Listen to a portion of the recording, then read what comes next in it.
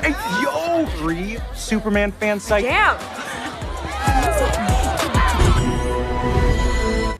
Yeah, we did. I've got Superman. Here we go. I always find writing that. I mean, this in our destiny.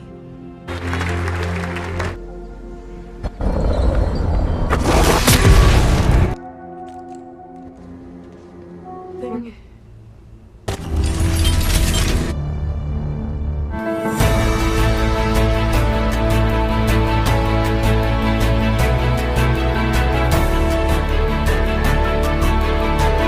Apa kabar si Box Family? Jumpa lagi di serial baru dengan superhero baru langsung pada kisahnya. Ya, setiap orang punya perspektif sendiri dalam melihat dunia ini.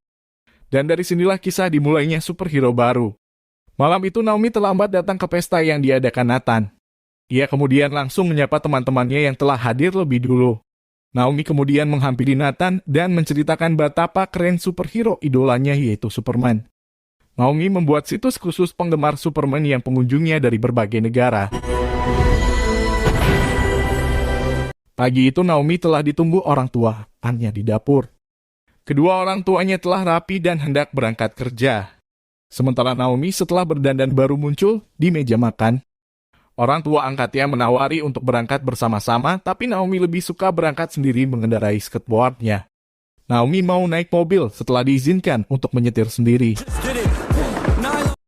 Di sepanjang jalan yang dilalui, Naomi berusaha ramah kepada semua orang.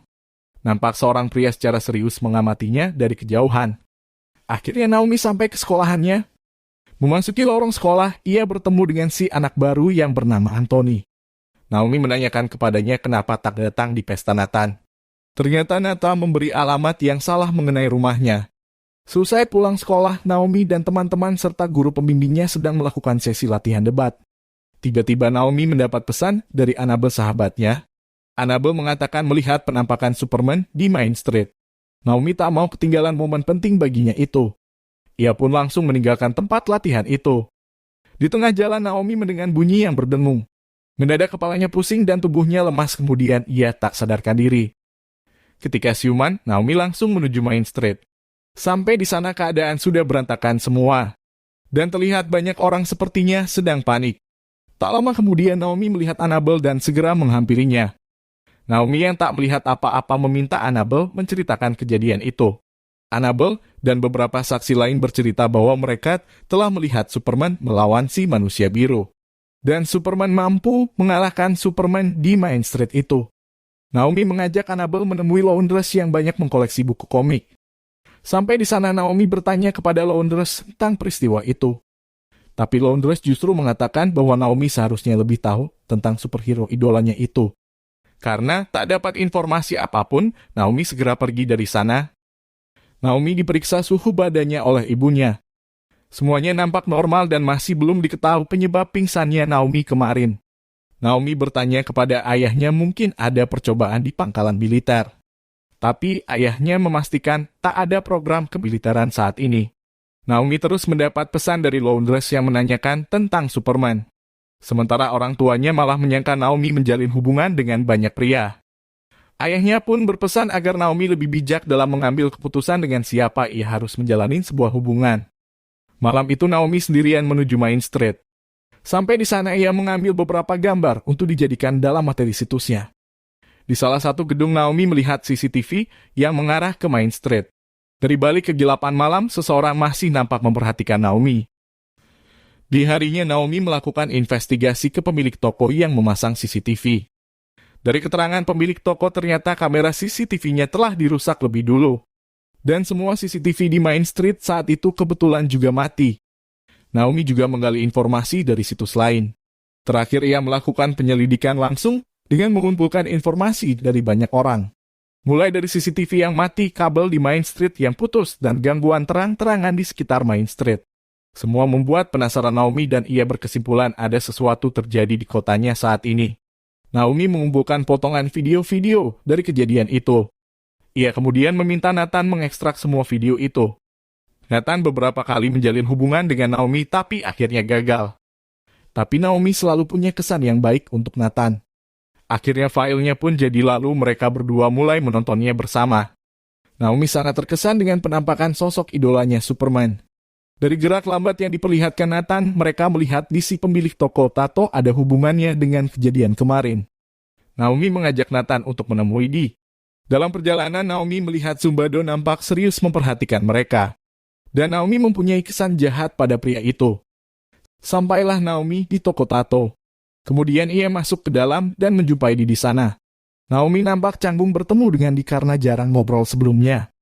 Naomi sangat terkejut ketika Dee menyebutkan tanggal 14 Maret yang merupakan tanggal adopsinya. Dee merasa tak harus menjawab semua pertanyaan Naomi karena Naomi selalu menanyakan hal yang salah kepada dirinya. Dee akhirnya mengarang cerita di depan Naomi. Pertarungan kemarin itu adalah rencananya. Ia menyiapkan semuanya hanyalah sekedar untuk publisitas bisnisnya. Dan ia menyewa seseorang menggunakan jetpack, yaitu sebuah alat yang bisa dipakai orang untuk terbang. Hari itu Naomi yang ditunjuk sekolah untuk debat di depan pejabat militer diberikan kebebasan orang tua angkatnya untuk menyetir mobil sendiri. Naomi bertanya kepada orang tuanya mengapa Dee seperti sudah mengenal dirinya. Selain itu Dee juga menanyakan mengapa Naomi memakai kacamata. Orang tuanya menjawab tak tahu menau kenapa Dee seperti mengenal anaknya dan menjelaskan bahwa orang tua Naomi meninggal dalam sebuah kecelakaan. Tibalah sesi perdebatan yang disaksikan oleh khalayak umum terkhusus pejabat militer. Perdebatan kali itu membahas masalah tentang genetika. Naomi menjelaskan bahwa genetika itu penting, tapi yang lebih penting adalah pilihan yang kita buat. Pilihan itulah yang akan menentukan nasib kita di masa depan. Saat pertanyaan kedua dilontarkan oleh moderator, tiba-tiba Naomi mendengar dengungan. Tubuhnya menjadi lemas dan tak lama kemudian ia pun pingsan.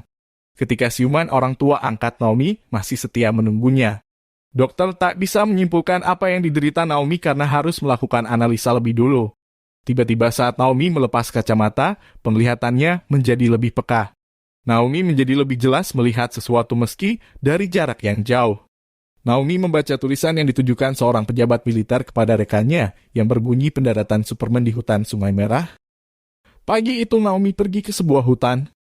Naomi menyusuri tempat itu dan menemukan sebuah lempengan.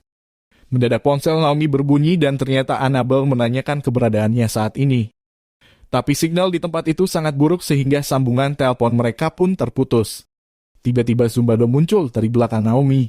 Sumbado selalu mengikuti Naomi kemanapun ia pergi. Sumbado mengatakan Naomi akan selalu terhubung dengan tokoh idolanya Superman. Hanya saja Naomi belum siap dengan apa yang akan terjadi di kemudian hari. Sumbado meminta lempengan itu untuk diberikan kepadanya. Ketika Sumbado mendekat, daun-daun yang berserakan di sekitar Naomi terbang mengelilinginya. Sumbado mengatakan bahwa ia dan Naomi berbeda dengan kebanyakan orang. Naomi harus bisa mengendalikan kekuatannya. Saat Sumbado semakin mendekat, tubuh Naomi terpental ke belakang dan lempengan itu lepas dari genggamannya. Sumbado segera mengambil lempengan itu, kemudian pergi meninggalkan Naomi sambil berpesan jangan percaya dengan apa yang Naomi pikirkan. Naomi mendatangi Annabelle dan menceritakan semua kejadian yang dialaminya. Dari cerita itu, Annabelle menyimpulkan itu sebuah kebenaran di kemudian hari. Ia menyarankan agar mengambil kembali lempengan dari tangan Sumbado. Malam itu Naomi dan teman-temannya berkumpul membuat rencana untuk memasuki toko Sumbado. Nathan membagikan HT agar bisa berkomunikasi dengan yang lainnya. 2 orang berjaga di luar untuk memberitahukan jika Sumbado datang. Laundress yang ahli dalam membuka kunci dengan triknya segera beraksi. Akhirnya pintu pun bisa mereka buka. Mereka langsung memeriksa keadaan sekitar, seolah-olah tahu apa yang mereka cari. Naomi menemukan surat kabar tertanggal 14 Maret 2004 yang terjadi di Main Street dahulu.